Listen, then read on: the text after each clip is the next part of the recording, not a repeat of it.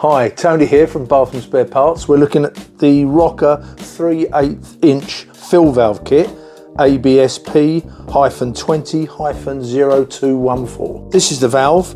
It does come with a nice braided hose, obviously for the connections. Comes with it. So here, another one with a filter, always worth checking. As you can see from the gauze in it, it's quite fine, so it picks up any muck. That's always worth the first check. Now we'll do the disassembling. Now, warning you, this is very fiddly, especially when you've got fat plumber's hands like I have.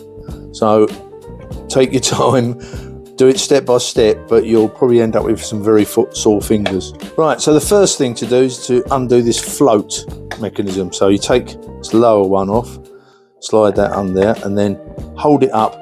And there's another clip you can see there, just holding it. Again, get that out, then get that out of the way. Right, now we need to get at that washer, which is obviously in there. As you can see, this is the part that goes up and down, so the washer's in this part. So what you can do is we need to get it past, there's a little clip here, so we need to try and get it over that clip. You probably just saw that jump up, so I'll put my thumb under it just to prise it under, and then out she comes. As you can see there's a round washer that's important to make sure that's back on it when we put it back together. This is the washer, again quite an old washer. See if we can get it out with my fingernails. Oh yeah, it came out.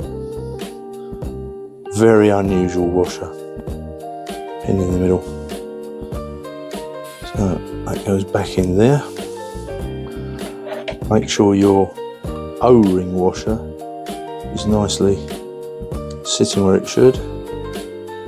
Hold it at about 4 o'clock, then spin it round and it will click over that lip there. That's all nice and solid.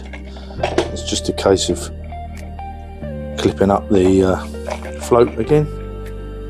So you've got the first one